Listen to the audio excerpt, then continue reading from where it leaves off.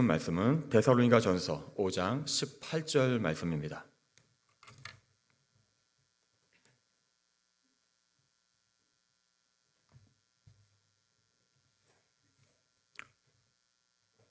신약성경 333쪽입니다. 데살로니가전서 5장 18절 말씀을 한 목소리로 읽도록 하겠습니다.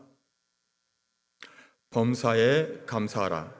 이것이 그리스도 예수 안에서 너희를 향하신 하나님의 뜻이니라.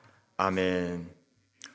오늘은 추수감사주일입니다. 특별히 이웃과 함께하는 집들이 잔치로 감사절기를 지켰습니다. 추수감사절은 한 해 동안 베풀어 주신 우리 하나님의 은혜를 기억하며 감사하는 절기입니다. 그리고 이 감사는 수직적인 것과 수평적인 것 두 가지 방향이 있습니다. 먼저 하나님께서 나에게 베풀어 주신 은혜에 대한 감사가 수직적인 것이고, 그 감사를 이웃과 함께 나누는 것이 수평적인 감사입니다.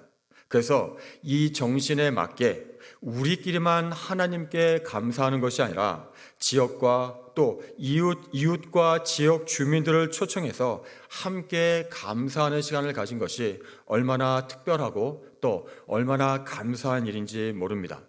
그리고 추수감사절은 원래 이웃과 함께 감사하는 것에서부터 시작했습니다.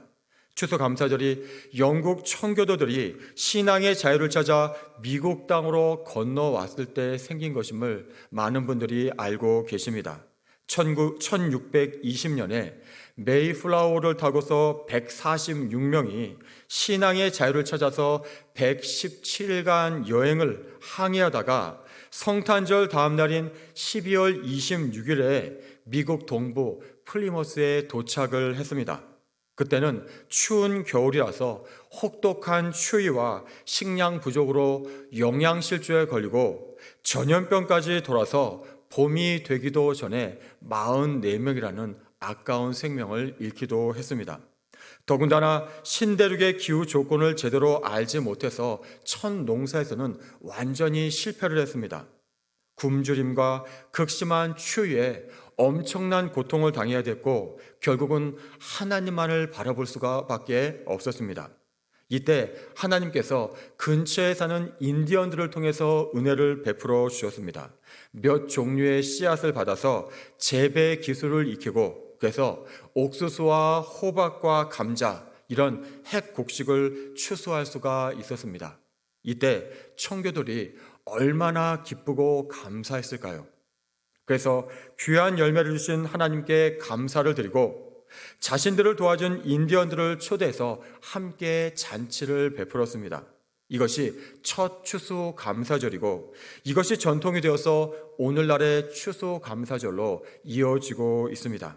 그래서 추수감사절은 올 한 해 하나님께서 베풀어 주신 그 은혜를 기억하는 시간이고, 찬양하며 감사를 표현하는 시간입니다.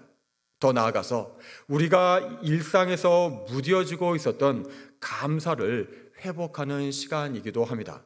하나님께서는 오늘 말씀을 통해서 이렇게 말씀하십니다. 범사에 감사하라. 이것이 그리스도 예수 안에서 너희를 향한 하나님의 뜻이니라. 범사에 감사라고 말씀하십니다. 범사가 무슨 뜻입니까? 매사에, 모든 일에, 모든 처지에서 감사하라고 말씀하시는 것입니다. 그리고 이것이 그리스도 예수 안에서 우리에게 향하신 하나님의 뜻이라고 말씀하십니다. 하나님의 뜻이라면 우리는 이 말씀대로 살아야 합니다. 여기서 이 말씀을 실천하기 위해서 우리가 생각해 볼 두 가지가 있습니다. 먼저 범사에 감사라고 하셨는데, 감사하기 힘든 안 좋은 상황에서는 어떻게 우리가 감사할 수 있는가? 또 한 가지는 감사하려고 하는데 우리의 감사를 방해하는 것들이 있다는 것입니다. 이 방해하는 것들을 어떻게 극복해서 늘 감사의 자리로 나아갈 수 있을까? 이 두 가지 문제입니다. 먼저 우리가 감사하기 힘든 안 좋은 상황에서 우리는 어떻게 감사할 수 있을까요? 우리가 감사한 일이 있어서 감사하는 것은 쉽습니다. 그런데 나에게 지금 뭔가 부족하고 또 불편한 일이 발생하고 바라지 않던 상황이 전개되고 있다면 어떻게 우리가 감사할 수 있겠습니까? 전에 이런 글을 읽은 적이 있습니다. 날아오르는 연줄을 끊으면 연은 더 높이 날 줄 알았습니다. 그러나 그 연은 땅바닥으로 추락하고 말았습니다. 철조망을 없애면 가축들이 더 자유롭게 살 줄 알았습니다. 그러나 사나운 짐승에게 잡아먹히고 말았습니다. 관심을 없애면 다툼이 없어질 줄 알았습니다. 그러나 다툼이 없으니까 남남이 되고 말았습니다. 간섭을 없애면 편하게 살 줄 알았습니다. 그러나 곧바로 외로움이 뒤쫓아 왔습니다. 바라는 게 없으면 자족할 줄 알았습니다. 그러나 삶에 활력을 주는 열정도 사라지고 말았습니다. 불행을 없애면 행복할 줄 알았습니다. 그러나 무엇이 행복인지 깨달을 수 없었습니다. 그러면서 이렇게 글이 이어집니다. 편안을 추구하면 권태가 오고 편리를 추구하면 나태가 옵니다. 나를 불편하게 하던 것들이 사실은 내게 반드시 있어야 할 것들이었습니다. 오래 사는 것을 선택할 수는 없지만 보람 있게 사는 것은 선택할 수 있습니다. 얼굴의 모양은 선택할 수 없지만 얼굴 표정은 선택할 수 있습니다. 지금 이 글이 무엇을 말하고 있습니까? 나에게 주어진 상황은 다 이유가 있다는 것입니다. 안 좋아 보이고 불편해 보여도 다 나름대로의 이유가 있습니다. 그래서 나의 작은 생각으로 부정적으로만 생각하지 말고 긍정적으로 받아들이라는 것입니다. 우리 교회 층계 벽에 붙어있는 여러 신앙의 글들 중에 이런 글이 있습니다. 하나님께서 어련히 알아서 해주신다. 우리가 이 하나님을 믿고 인정할 때 주어진 상황을 받아들일 수 있고 그 상황에서 긍정적인 마음으로 최선을 다할 수가 있습니다. 이런 말이 있습니다. 어떤 이는 장미를 보고 왜 가시가 있느냐고 불평하지만 어떤 이는 가시 중에도 장미가 피는 것을 보고 감사합니다. 또 이런 말이 있습니다. 고양이가 많다고 불평하면 머지않아 생쥐가 많다고 불평할 것입니다. 결국은 우리가 어떻게 보는가에 달려 있다는 것입니다. 긍정적으로 보면 감사가 나오지만 부정적으로만 보면 삶은 불평의 연속일 수밖에 없다는 것입니다. 더구나 우리는 하나님의 자녀입니다. 하나님의 주권과 섭리를 알고 또 인정하고 있습니다. 그렇게 우리는 상황만 보는 것이 아니라 그 상황 위에 계시는 하나님을 먼저 바라보아야 합니다. 구약성경 민수기에 보면 이스라엘 백성들이 가나안 땅에 들어가기 전에 정탐꾼들을 보냈습니다. 12명이 갔는데 그 중에 10명이 돌아와서 이렇게 보고를 합니다. 저 땅은 거주민을 삼키는 땅입니다. 거인 족속이 있고 성은 견고하고 우리가 정복할 수 없습니다. 저들에 비하면 우리는 메뚜기입니다. 그렇지만 2명 여호수아와 갈렙은 같은 상황을 보고서 반대로 이야기합니다. 하나님께서 이 땅을 우리에게 주시겠다고 약속하셨습니다. 하나님이 우리와 함께 하시면 우리는 정복할 수 있습니다. 저들은 우리의 밥입니다. 왜 같은 상황을 보고도 보고 내용이 이토록 달랐습니까? 10명은 상황만 보았습니다. 그러나 2명 여호수아와 갈렙은 그 상황 위에 계신 하나님을 보았습니다. 그리고 그 하나님의 약속을 기억했습니다. 우리도 마찬가지입니다. 주어진 환경을 직시하되 그 위에 계신 하나님을 바라보는 것입니다. 그리고 그 하나님의 약속을 기억하는 것입니다. 두려워하지 말라. 내가 너와 함께함이라. 놀라지 말라. 나는 내 하나님이 됨이라. 내가 너를 굳세게 하리라. 참으로 너를 도와주리라. 참으로 나의 의로운 오른손으로 너를 붙들리라. 이 하나님을 바라보고 또 이 하나님의 약속의 말씀을 붙들 때 우리는 어떠한 상황에서도 두려워하지 않을 수 있고 또 놀라지 않을 수 있습니다. 오히려 미리 감사하면서 넉넉히 모든 상황을 이길 수가 있습니다.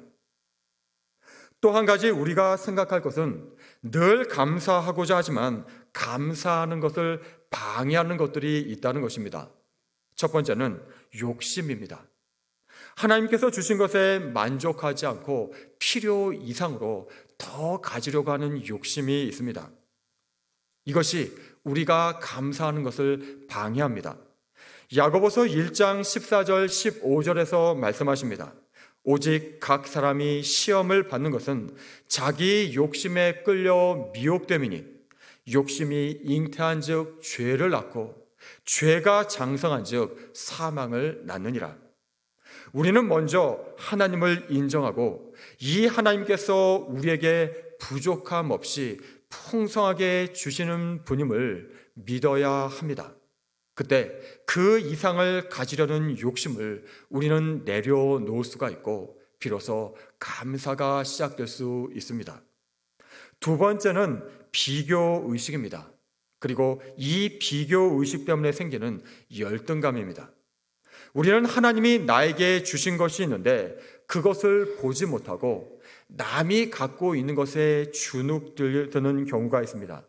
나보다 재물이 많거나 또 더 좋은 학벌 또는 재능, 외모 이런 것들에 비교 의식을 느끼면서 하나님께서 나에게 주신 좋은 것, 더 좋은 것이 있는데도 불구하고 이것을 소홀히 여기는 죄를 범하는 때가 있습니다.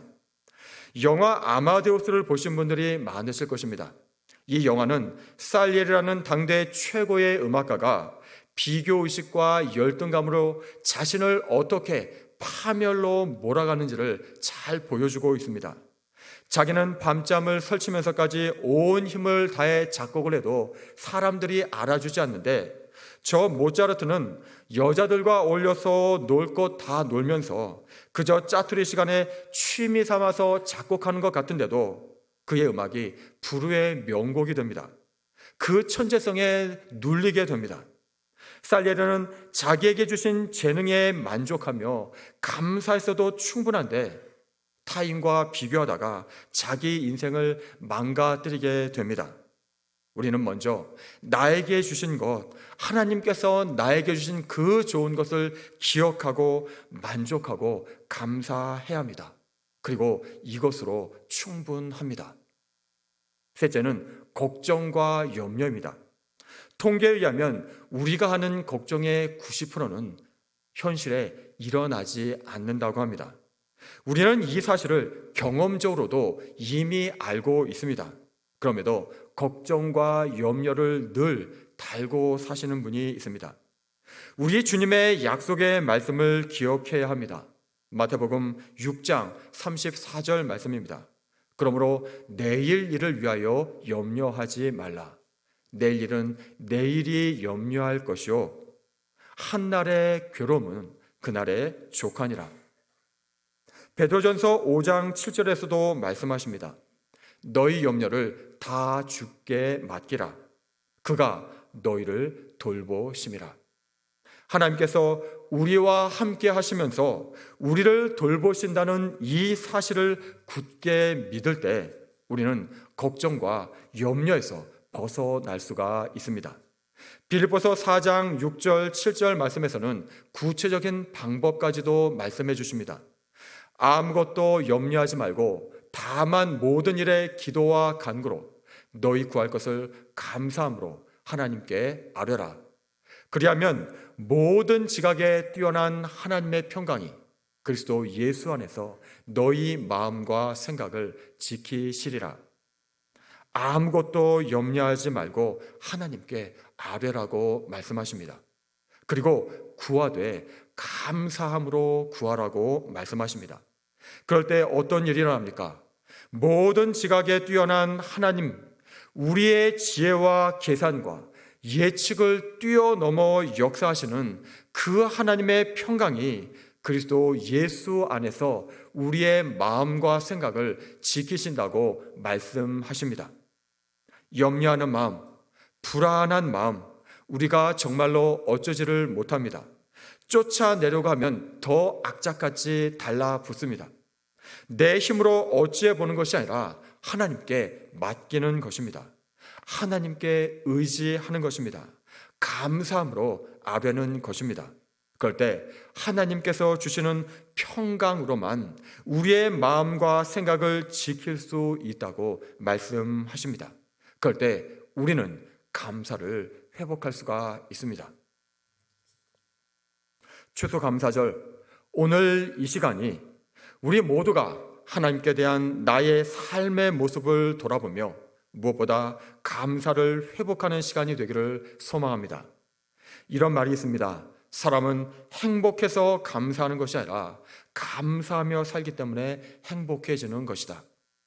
많이 가졌다고 행복해지는 것이 아니라 감사하는 사람이 행복하다는 것을 우리는 경험적으로 이미 알고 있습니다.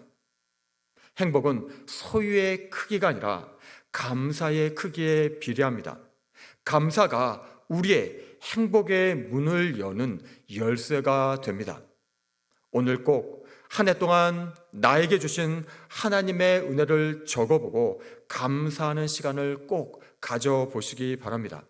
그것이 이제 시작이 되어서 매일 하루를 마무리하면서 감사하는 시간을 이어가시기 바랍니다. 매일 감사일기를 쓰시면 참 좋습니다. 하루에 있었던 일을 하나님께서 오늘 나에게 이렇게 해주셨다. 하나님께서 오늘 나에게 이런 일을 베풀어 주셨다. 이런 형식으로 써 내려가다 보면 정말로 오늘 나와 함께 하신 하나님이 보이고 느껴지고 또 진심으로 감사가 나옵니다. 처음부터 거창하게 하면 금방 포기하게 됩니다. 매일 꾸준히, 그리고 하루에 한두 개씩만이라도 하나님께서 오늘 나에게 이렇게 해주셨다라는 형식으로 써 내려가는 것입니다. 그럴 때 하나님의 살아계심을 분명히 느끼게 되고 나를 얼마나 사랑하시고 어떻게 나와 하루 종일 함께 하시면서 나를 챙겨주시는지를 확실하게 고백할 수가 있습니다. 그리고 이것이 나의 신앙의 자산이 되어서 나중에 뭔가로 인해서 내 신앙이 약해질 때 이것을 꺼내어 읽다 보면 내 삶으로 쓰여진 또 하나의 성경이 되어서 나의 신앙에 힘을 주게 됩니다. 그리고 자손들에게는 신앙의 유산으로 남겨지게 됩니다. 신명기 30장 19절, 20절 말씀을 보면 하나님께서는 모세를 통해서 이렇게 말씀하셨습니다. 내가 생명과 사망과 복과 저주를 내 앞에 두었은즉 너와 내 자손이 살기 위하여 생명을 택하고 내 하나님 여호와를 사랑하고 그의 말씀을 청종하며 또 그를 의지하라. 우리는 선택해야 합니다. 생명과 복을 선택해야 하고 그것은 하나님을 사랑하고 하나님의 말씀을 청종하는 것입니다. 청종이 무슨 뜻입니까? 듣는 것에 그치는 것이 아니라 순종하는 것입니다. 오늘 하나님께서 말씀하십니다. 범사에 감사하라. 이것이 그리스도 예수 안에서 너희를 향하신 하나님의 뜻이니라. 이 말씀대로 올 한 해 베풀어 주신 하나님의 은혜에 감사하고 또 감사가 매일매일 생활화되어서 정말 매 순간 감사하면서 생명의 길, 축복의 길을 열어가는 그러한 복 있는 삶이 되시기를 바랍니다. 그리고 그 복을 나누고 베푸는 축복의 통로, 복음의 통로, 복덩어리로 사가는 우리 모두가 되기를 간절히 축복합니다. 기도하겠습니다. 하나님 아버지, 추수감사절을 통해서 감사의 시간을 주셔서 감사합니다. 특별히 오늘은 이웃과 함께 감사를 나누는 수평적인 감사도 허락해 주셔서 감사합니다. 우리의 삶에 감사가 회복되기를 소망합니다. 말씀대로 범사에 감사하겠습니다. 그래서 감사를 통해 늘 나와 동행하시며 은혜를 베풀어 주시는 하나님을 고백하며 하나님께 영광 돌릴 뿐만 아니라 우리의 삶이 감사로 더욱 풍성해지게 하여 주옵소서. 그리고 이 감사가 이웃과 지역사회로 흘러가 위로하고 격려하고 생명을 살리는 축복의 통로, 복음의 통로, 복덩어리로 살아가게 하여 주옵소서. 예수님의 이름으로 기도드립니다. 아멘.